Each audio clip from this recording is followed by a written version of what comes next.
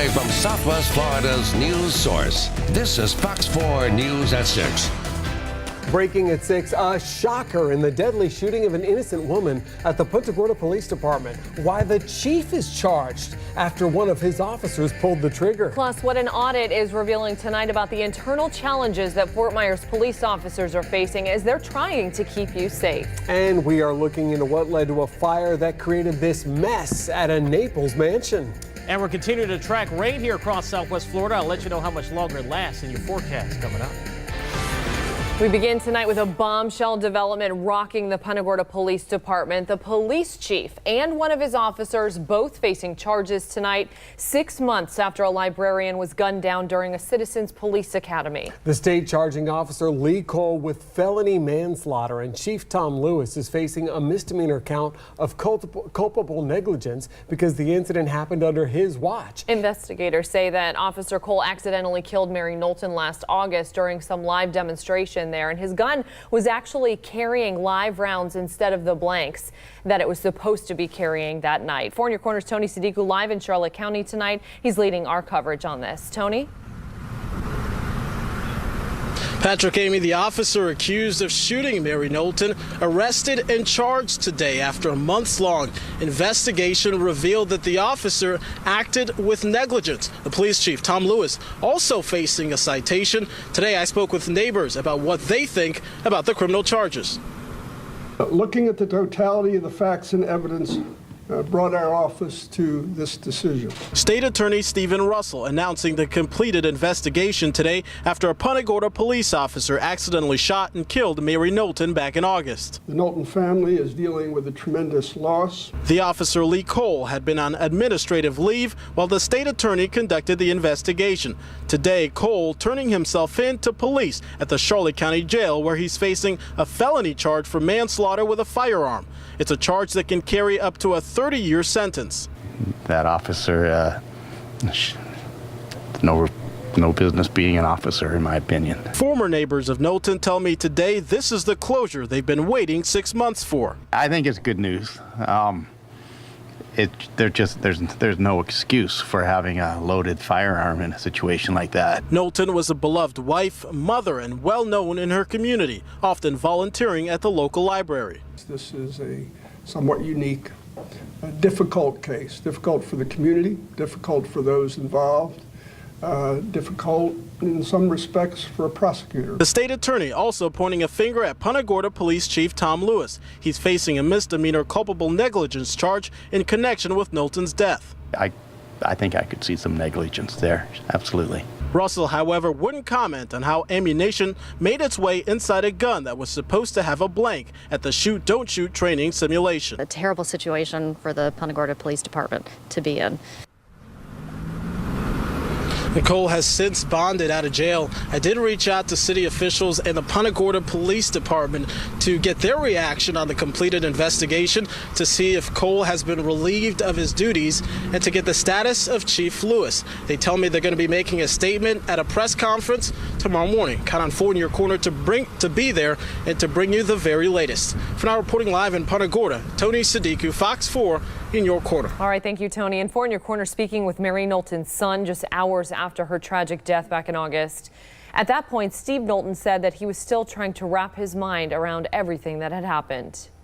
You know, my thoughts are, why was she in that situation? You know, why wasn't somebody else, you know, another cop playing that role, or why was anybody even aiming a gun at anybody? He said that he considered his mother his hero and said he forgives Officer Cole for his role in her death. Meanwhile, there have been several developments since Mary Knowlton was killed. Back in August, the city of Punta Gorda reaching a $2 million settlement with her family. The department also making sweeping changes to promote public safety. So it now requires all lethal weapons and ammunition to be stored separate from less lethal weapons and ammo. The department also now bans the use of live firearms during scenario-based training exercises like the one Mary Knowlton was at. Exceptions are on a case-by-case basis only. And this tragic case is far from over. You can count on 4 in Your Corner to stay on top of this active investigation. We will bring you complete coverage both on air and online. Check out our website anytime. It's fox4now.com. New details tonight about a violent situation overnight in Fort Myers. 3 people in custody accused of shooting a man during a home invasion and eventually plowing into a Lee County Sheriff's deputy. Jose Hernandez Rivera, Joshua Melendez, and Jose Solis are each charged with robbery, aggravated assault, and resisting arrest. Deputies say the suspects robbed a home on Granada Boulevard, shot the homeowner before taking off, and later crashed into a squad car at the corner of Ortez Avenue and Jupiter Road, leading to their arrest. The victim in the case is expected to survive after all of that. Meanwhile, Fort Myers police investigating a separate shooting that sent a man to the hospital. It happened this afternoon in a home in the 2600 block of Jackson Street. Officers say the victim accidentally shot himself and then walked to Lee Memorial Hospital for treatment. It's very close by, and the victim is expected to recover. All new tonight, crucial findings within the Fort Myers Police Department. Investigators highlighting what the agency needs to do to improve the way it keeps you safe.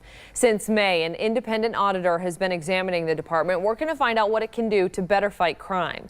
The probe following years of department scrutiny ranging from racial discrimination and favoritism to unsolved murders. 4 in Your Corner Stephanie Tinoco is live tonight at police headquarters in Fort Myers, and she's shedding some light on what was found. Stephanie? Well, Amy, this audit was specifically designed to zero in on any key issues inside this department. Now, there's 27 key findings and 32 recommendations auditors believe will improve this department.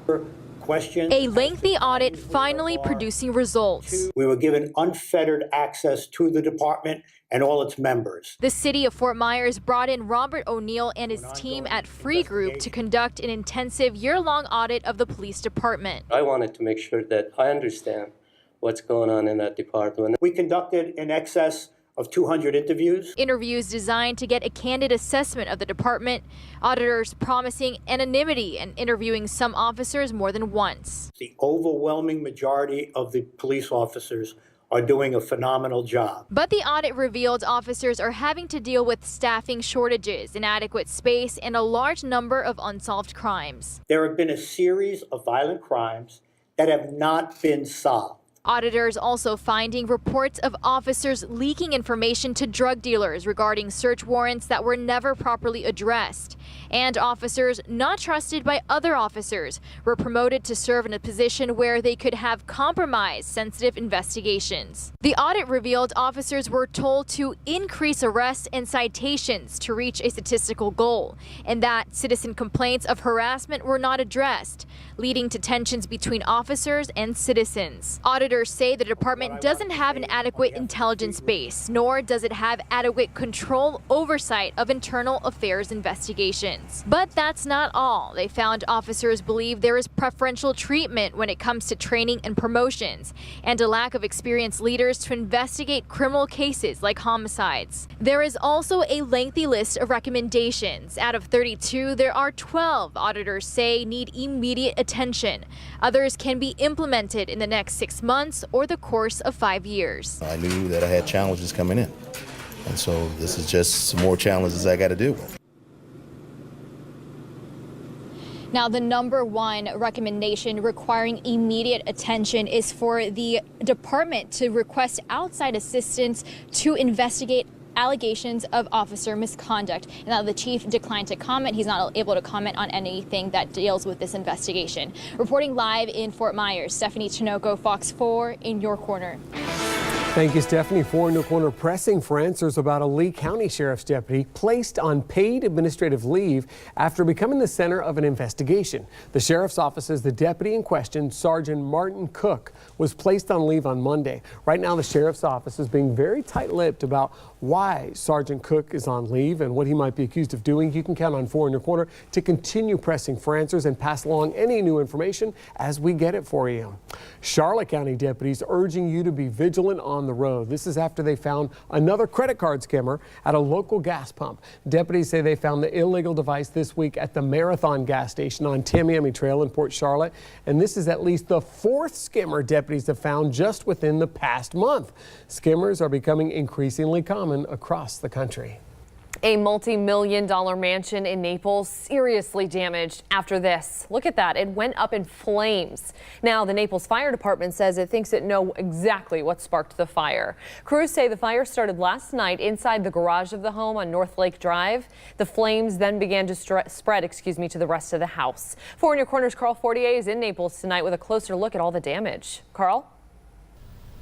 Well, the Naples Fire Department was back at the mansion today working with the fire marshal to try to determine the cause. Now they say they believe it was from the exhaust of one of the 6 cars in the garage getting too close to combustible material.